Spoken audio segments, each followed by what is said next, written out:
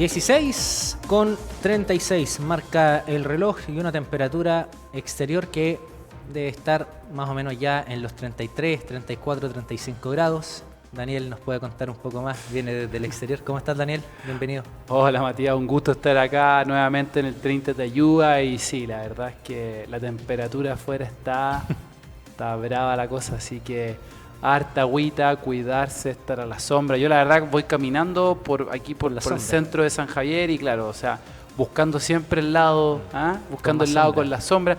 Además que se me quedó muy mal para mí, se me quedó el jockey, así que ando con lo que sea tratando de taparme y sí, porque la verdad está muy fuerte, así que hay que cuidarse.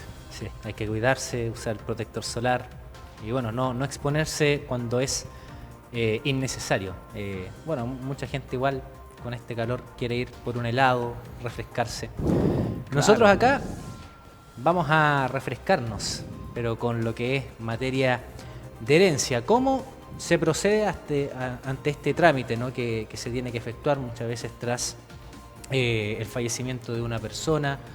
Así que eso y más lo vamos a estar conversando con Daniel. Sí, o sea, y primero, Matías, quería solamente dar una pequeña, un pequeño homenaje y mandar mucha fuerza. Han sido días súper complicados en nuestro país, ¿verdad? Los incendios, sobre todo en la quinta región, también algo en la sexta, pero sobre todo en la quinta. Y también, por supuesto, la noticia que tuvimos el día de ayer, digamos, de la muerte del expresidente Piñera. Por supuesto que son golpes para el país, así que mis condolencias a todas las familias que lo están pasando mal y también esa familia en particular que también, por supuesto, lo está pasando muy mal.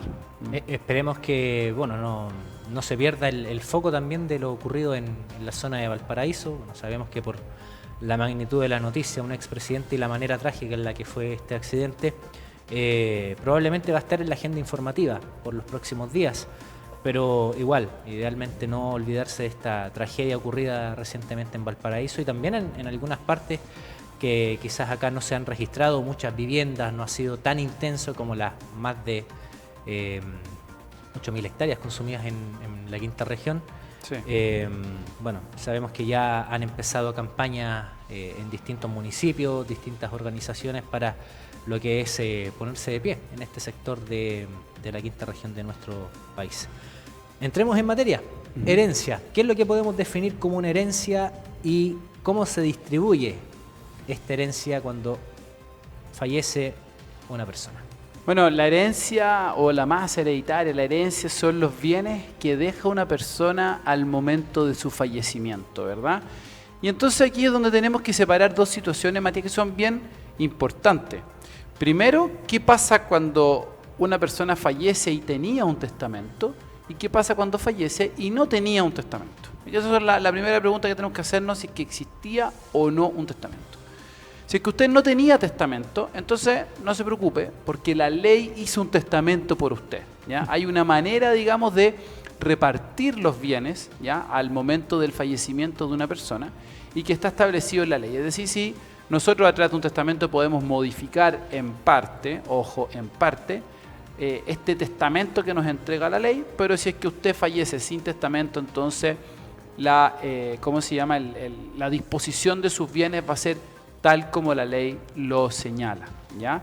Entonces, Matías, es importante que, claro, el momento de fallecer, si usted fallece sin testamento, entonces tenemos que atender a lo que dice la ley.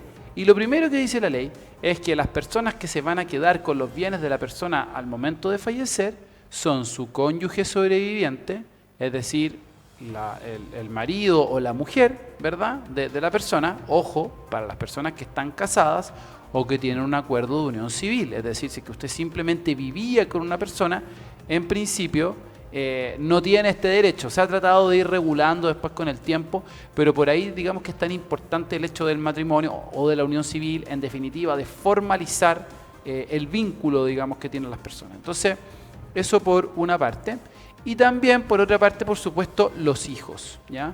Muy normalmente las personas cuando fallecen tienen hijos y o cónyuge, ¿verdad? Entonces, lo primero que ocurre es que si es que una persona fallece y está su cónyuge y tenía un hijo, entonces los bienes se reparten en partes iguales, ¿verdad? La mitad para el cónyuge, la mitad para el hijo. Si es que la persona fallece y tenía a su cónyuge y 2 hijos, entonces se reparte una mitad para el cónyuge, un cuarto para un hijo y un cuarto para el otro hijo. Finalmente siempre el cónyuge va a tener un 50% y el otro 50% se No. distribuye. No, porque de hecho, y por eso me gusta explicarlo Ya. así, porque cuando ya estamos hablando de 3 hijos, Ya. es cuando empieza, digamos, o más bien claro, cuando ya tenemos 2 hijos empieza una norma que es general y que es que al cónyuge sobreviviente siempre le toca el doble de lo que le toca a los hijos. Perfecto. ¿Ya? Entonces, en el caso que solamente un hijo, se van, digamos, mitad y mitad. Es la única oportunidad en que eso no ocurre. Pero cuando ya son 2 hijos, tenemos en que el cónyuge sobreviviente recibe el doble de lo que reciben los hijos. Y cuando ya estamos en presencia de 3 hijos, entonces la torta podemos decir que se reparte en 5. 2 pedacitos de la torta son para el cónyuge y un pedacito de la torta para cada uno de los 3 hijos. Y así la regla continúa de manera sucesiva igualmente. Es decir, si usted tiene 4, 5, 6 hijos, siempre el cónyuge sobreviviente va a recibir el doble de lo que le tocaba recibir, de lo que le toca recibir a cada uno de los hijos. Esa es la regla general. Ahora, tú comenzaste hablando del tema del testamento. Hablemos un poco también de qué tanta validez tiene un testamento. Por ejemplo, ¿puede un testamento excluir, por ejemplo, a alguno de los hijos? Sí. En cuanto a la repartición de bienes, por ejemplo. Claro. La manera de poder excluir a un hijo, Matías, es súper importante que la gente lo sepa, es a través del trámite de la repudiación, ¿ya? Que es una cosa bien excepcional que se tiene que hacer ante el juez, digamos, en un tribunal, usted por el cual justifica por qué ese hijo no tiene que recibir bienes en herencia una vez en su fallecimiento, porque por supuesto este trámite tiene que hacerse cuando la persona está viva, cuando el causante, es decir, la persona que posteriormente, que al momento de su fallecimiento van a repartirse sus bienes, cuando esté viva, ¿ya? Entonces, por eso, por normas generales es súper importante entender que con respecto al testamento, ¿ya? Nosotros podemos disponer, es decir, podemos más o menos hacer lo que nosotros queramos, solo con la mitad de los bienes, ¿ya? Es decir, respecto a la mitad de los bienes, se sigue esta regla general que ya estábamos conversando, que es este testamento que entrega la ley. Y con respecto a la otra mitad, ahí es donde usted puede hacer algunos movimientos, ¿ya? De esta segunda mitad, ¿ya? Está ¿cómo se llama? Digamos, la cuarta de libre disposición. Como su nombre lo dice, con ese cuarto usted efectivamente puede hacer lo que generalmente la gente piensa que se hace en un testamento, que es hacer simplemente lo que usted quiera. Usted se lo puede dejar a los bomberos, se lo puede dejar al Canal 30, se lo puede dejar a un amigo que usted le tenía mucho cariño, a una fundación, se lo puede dejar a una iglesia, etcétera. Usted hace lo que quiere, digamos, con esa plata. Y después hay una cuarta que se llama la cuarta de mejoras, que en el fondo es una cuarta por la cual usted, un cuarto de sus bienes, que usted puede mejorar a algún familiar específico, ¿ya? Así, por ejemplo, usted puede mejorar a un hijo, puede mejorar a su cónyuge, etcétera. Ahora, ojo que también que con la cuarta de libre disposición, usted también puede mejorar a un familiar directo. Por ejemplo, si es que usted tiene 2 hijos, usted tiene cónyuge y tiene 2 hijos, pero resulta que usted puede disponer, por ejemplo, que la mitad de sus bienes sean todas para su cónyuge, ¿verdad? Todas para su cónyuge. Y con la otra mitad vamos a seguir las reglas generales, que como ya hablábamos, era la mitad de los bienes. Es decir, usted mediante su testamento puede dejar 3/4 de sus bienes, el 75% para su cónyuge, si usted quisiera mejorar al cónyuge, ¿verdad? Y el otro 25% se va a repartir entre los 2 hijos, en este ejemplo, ¿ya? Entonces ahí es súper importante que la gente lo sepa, que cuando usted hace un testamento, usted modifica la voluntad que la ley entrega, ¿ya? Es decir, usted, más bien la ley dispone un orden bajo el cual se tiene que heredar, ¿ya? Usted mediante un testamento puede cambiar esto, pero no lo puede cambiar totalmente, ¿ya? Más o menos sobre la mitad de sus bienes usted puede hacer cosas más ingeniosas, sobre la otra mitad se tiene que hacer al igual como se hace, digamos, con esta norma general que entrega la ley, que nos habla que, digamos, el cónyuge sobreviviente se queda con 2 pedacitos y cada uno de los hijos se queda con un pedacito, como norma general. Ahora, y volviendo al tema del caso de las herencias, digamos, sin testamento, ya es decir, cuando una persona fallece y no tiene testamento, si es que usted tiene solo cónyuge pero no tiene hijos, entonces todo lo hereda el cónyuge. Si usted tiene hijos y no tiene cónyuge, todo lo heredan los hijos. Si es que es un hijo, dos, tres, etcétera, se reparte dependiendo de la cantidad de hijos. Si usted fallece y no tenía ni cónyuge ni tenía hijos, entonces heredan sus padres. Y si es que no tiene padres, heredan los hermanos, ¿ya? Ese es más o menos el orden. Ahora, la inmensa mayoría de la gente ya con todos estos órdenes, digamos, suele tener a alguien, digamos, al cual le llegan tus bienes, ¿verdad? Claro. Entonces, en el caso contrario, el fisco se hace, digamos, acreedor de los bienes. En última instancia ya. Claro, en última instancia, claro, cuando ya nadie reclama esa herencia, es el fisco. Ahora también pueden heredar los tíos, hasta pueden heredar los primos, y ahí de repente en donde surge, digamos, este tema a veces de una tía lejana, ¿verdad? Del cual, digamos, se recibe una herencia como inesperada, una cosa que uno no sabía que podía ocurrir. Muy de teleserie por lo demás a veces. Y claro, y por cierto, y al igual que herede el fisco o que herede, digamos, que uno herede de un tío o una tía lejana, claro, es algo muy poco común, porque como podemos imaginar, la gran mayoría de la gente al fallecer o tiene cónyuge o tiene hijos, tiene padres y no tiene hermanos y etcétera, ¿verdad? Entonces es una situación como, claro, un poquito de película, digamos, de que no exista ningún familiar, ningún heredero, y que en definitiva termine siendo el fisco el que herede, y además de que existan bienes al momento del fallecimiento, porque eso también es importante. Ahora, hay un punto, por ejemplo, ¿qué pasa si uno de los hijos de esta persona fallecida ya había fallecido, pero tiene hijos? ¿Esa parte pasa, en este caso, a un nieto, por ejemplo? Sí, efectivamente, Matías, existe ahí lo que es el derecho de transmisión, ¿ya? En donde los nietos en este caso, ¿ya? Representan a su padre en la herencia, digamos, en este caso del abuelo, que fue el que falleció.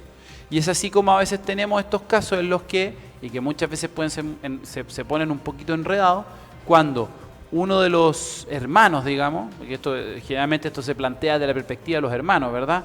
Tenemos varios hermanos, nuestros padres ya han fallecido, generalmente nuestra madre cuando ya fallece, entonces nosotros ya entramos, digamos, a tener que repartir de alguna manera los bienes que eran de nuestros padres. Y claro, y a veces existen los sobrinos, ¿verdad? Y que los sobrinos a veces como que enredan un poquito las cosas. Efectivamente tienen un derecho, ellos representan a su padre o a su madre en esta herencia, la cual es, y que es importante decirlo, independiente que los hijos hayan nacido dentro del matrimonio, fuera del matrimonio, que sean padre y madre. A veces pasa que la gente tiene medio hermanos, tiene hermanastros, hermanastras, etcétera, y entonces ahí, con respecto a todo eso aquí, lo que la ley establece es bastante claro, y es que los que heredan son los hijos, ¿ya? Por supuesto, hijos reconocidos, porque también hay gente que a veces te pregunta, bueno, ¿y qué pasa con los hijos que no fueron reconocidos? Bueno, para todos los efectos, los hijos no reconocidos para la ley no son hijos, ¿verdad? Entonces, yo sé que suena un poco fuerte, no es que no lo sean. Tiene que estar finalmente con el apellido, en este caso, de una de las personas. Incluso podría no tener el apellido, pero tiene que tener el reconocimiento legal de que efectivamente es el padre o la madre. Generalmente ocurre con el padre, ¿verdad? Entonces, ahí es súper importante tenerlo en claro, porque a veces la gente, más allá de la realidad biológica, ¿verdad? Que sabemos, usted me puede decir, oiga, mire, ese señor es padre de tal niño, digamos, que está ahí, bueno, pero si eso no está reconocido por la ley, si eso no está, digamos, en el registro civil, entonces a la hora de la muerte de la persona se pueden, digamos, todavía reclamar, pero hay que hacer una exhumación, es decir, abrir el ataúd, digamos, de la persona para tomarle un examen de ADN, para poder detectar si efectivamente es el padre. Realmente un tema muy complicado que obviamente nadie quiere pasar por eso, así que es importante, claro, tener en claro que en definitiva estamos hablando de los hijos reconocidos. Ahora, ¿qué pasa con, bueno, qué es lo que se hereda finalmente? Propiedades, vehículos, cuentas bancarias, por ejemplo, dinero que hayan estado en las cuentas, deudas también. Muchas veces las personas, claro, rechazan algún tipo de herencia porque hay algún tipo de deuda que no tenía un gravamen por ahí y no les sale muy a cuenta muchas veces recibir la herencia. Claro, efectivamente, Matías, y ahí es importante que la gente sepa que primero que todo se heredan todos los bienes de la persona, Ya todos los bienes se heredan. Por supuesto que los más importantes son los que están sujetos a, como se llama, el régimen de posesión inscrita, es decir, principalmente las casas y por supuesto también los vehículos, que también existe, digamos, una formalidad. Pero por supuesto respecto, por ejemplo, a este lápiz, ¿ya? No existe claridad, digamos, en ninguna parte dice que yo soy dueño del lápiz. Y ahí es entonces que si bien esos bienes también entran en la herencia, bueno, por supuesto que el ejemplo que puse, un lápiz, digamos, un ejemplo un poco más, pero por ejemplo puede ser relojes, computadores, artículos incluso quizás de lujo, etcétera, también entran dentro de lo que es, digamos, la herencia. Y por supuesto, mucho más importante que todo eso, aquellos bienes por los cuales tenemos, digamos, algún tipo de afección particular, ¿verdad? Algún tipo de cariño, ¿verdad? El cuadro que me recuerda a mi madre, el reloj que era de mi padre, digamos, de toda la vida, y que la verdad es que para uno son cosas que son súper importantes, ¿verdad? Los anillos, muchas veces las señoras, que las hijas, digamos, y se quedan con los anillos. El valor emocional más que el monetario. Claro, el valor emocional que también tiene un valor súper importante. Ahí la nuera de repente se quiere quedar también con el anillo que era de la suegra. Bueno, y esas cosas, digamos, que pasan. Bueno, todo eso, Matías, entra en el régimen. Ahora lo que pasa es que generalmente lo que termina ocurriendo, y que ante esto, digamos, para que la gente esté tranquila, la gente que nos está viendo hasta ahora en el canal 30, estén súper tranquilos. Claro, al no ser régimen de posesión inscrita, ahí en donde la gente puede en el fondo repartirse estas cosas sin necesidad de ponerlos en la herencia, ¿ya? No es necesario poner en la herencia. De hecho, cuando usted rellena el trámite en el registro civil respecto a las cosas, digamos, que habían en una casa, hay como una suposición que hace la ley y que es en el fondo el menaje de la casa. Entonces, que la ley supone muchas veces que el menaje de la casa vale un tanto por ciento de la casa y con eso se cierra el tema.